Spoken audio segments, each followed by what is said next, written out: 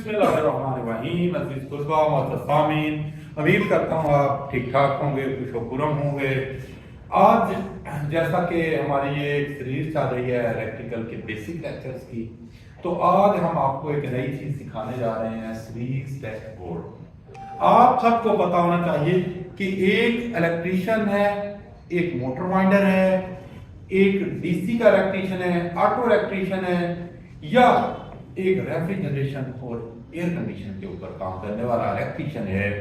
आज के इस टॉपिक के बाद यकीनन उसके काम में एक वैल्यू एडिशन होगी, और मैं बड़े ही एतमाद के साथ कह सकता हूं कि अगर ये सर्किट आप सीख लेते हैं तो आप तमाम के जो काम के अंदर फॉल्ट्स आते हैं, आप उनको इस सर्किट की मदद से पहले भी करते हैं और अब भी इस सर्किट की मदद से फाइंड आउट कर सकते हैं। आप एनालिसिस कर सकते हैं सर्किट्स का, आप टेस्ट मुख्तलिफ तरह के परफॉर्म कर सकते हैं, आप एक केबल की कंटिन्यूटी चेक कर सकते हैं, आप उसके अलावा कोई आपकी चीज के अंदर खराबी है वो मालूम कर सकते हैं कि इसके अंदर से क्या है, इसका कोई एलिमेंट टूटा हुआ है, कोई तार टूटी हुई है, या कोई शॉर्ट सर्किट है।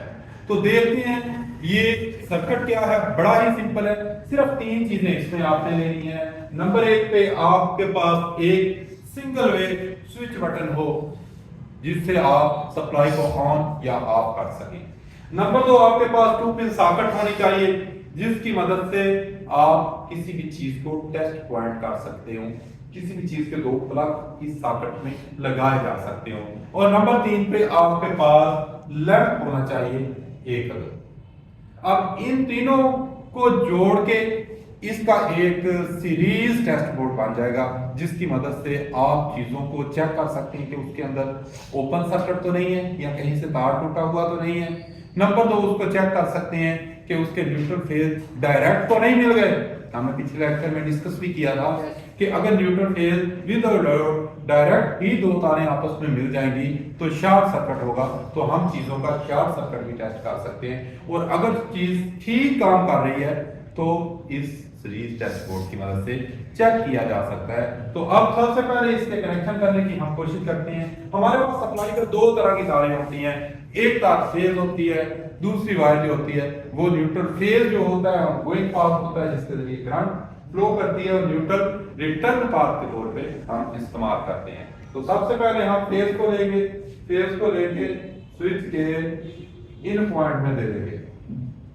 एक सिंगल वे स्विच बटन के दो पॉइंट होते हैं, एक इन वाला इनलेट होता है, एक आउटलेट होता है जहां से हम आउट करते हैं। तो बटन की पोजीशन होती है, ये एक वक्त पे बटन इन दोनों पॉइंट्स को जोड़ देता है स्विच बटन, दूसरे टाइम में उसका रिवर इनको अलग कर देता है। तो यहां से फिर दूसरी तार उठाएंगे, ये हम सॉकेट के पहले टर्मिनल में फेज तार को लगा देंगे। इसी तरह फिर अब न्यूट्रल नहीं लगाएंगे।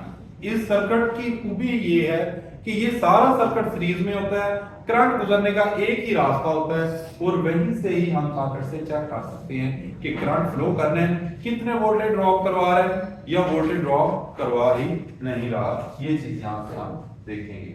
तो ये सॉकेट से निकाल के हम लैंप होल्डर के टर्मिनल नंबर 1 पे हमारा कनेक्शन कर देंगे।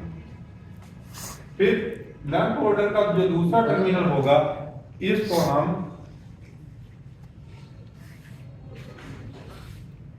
न्यूट्रल के साथ कनेक्ट कर देंगे। तो इस तरह से ये अब हमारा ये एक सीरीज टेस्ट बोर्ड मुकम्मल हो चुका है। ये बड़े ही सिंपल कनेक्शन है। अब टेस्ट कैसे करना है खास लोग।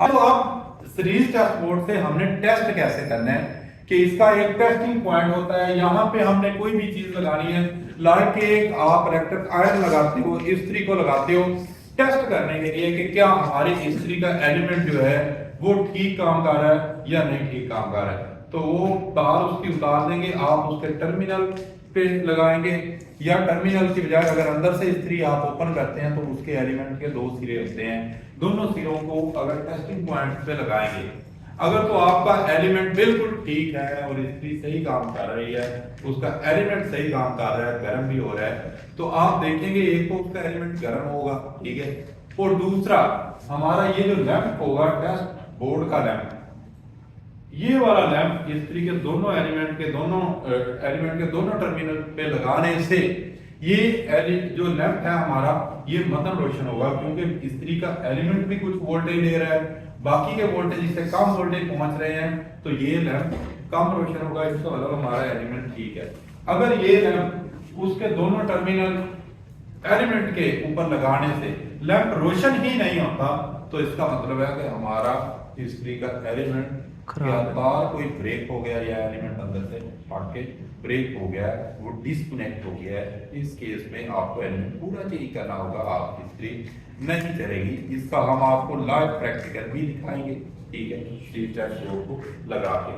और अगर शॉर्ट हो गया कहीं से एलिमेंट बॉडी के साथ हटका रहा है, तो आप देखेंगे कि लैंप फुल रोशन होगा। आप एक एलिमेंट के ऊपर दूसरी तार अगर बॉडी के साथ भी लगाएंगे तो आपका लैंप फुल रोशन होगा। या कोई चीज बॉडी के साथ किसी चीज की तार लग रही है, तो आप एक तार टर्मिनल पर लगाएंगे टेस्ट की, दूसरी टेस्ट पोर्ट की तार बॉडी के साथ लगाएंगे, तो ये लैंप रोशन होगा। तो इसका मतलब है कि कोई भी चीज अपनी बॉडी के साथ शॉर्ट कर रही है। नाज़रीन याद रखिएगा कि शॉर्ट सर्किट का मतलब होता है कि न्यूट्रल पोल फेज का डायरेक्ट आपस में कनेक्ट हो जाना, जिससे चीजों की कारकर्दगी नहीं बनती, वो सारा का सारा शॉर्ट सर्किटेड होता है। उसकी पूरी वाइंडिंग, पूरी वायरिंग ये मेल्ट हो जाती है, गर्म हो जाती है। और इसके साथ साथ अगर कोई चीज ओपन सर्किट हो तो वो काम नहीं करती चीज, ठीक है, वो उसके अंदर से उसका मतलब होता है कि तार टूटी हुई है, उसका सर्किट डिस्कनेक्ट हो गया है। तो सही हालत में हमेशा जब हम किसी चीज को सीरीज टेस्ट बोर्ड पे लगाते हैं, तो सीरीज टेस्ट बोर्ड का जो लैंप होगा वो बिल्कुल मध्यम सा जलेगा। तो इस तरह से हम इलेक्ट्रीशियन वाले, HVACR वाले और दूसरे शोभा जात के अंदर जो बेसिक टेस्ट होते हैं ओपन सर्किट या शॉर्ट सर्किट टेस्ट, तो इस सीरीज टेस्ट बोर्ड की मदद से हम कर सकते हैं। अपना बहुत सा ख्याल रखिएगा। अगर आपका कोई किसी किस्म का क्वेश्चन हो तो हमारे कमेंट सेक्शन में लाजमी पूछिएगा।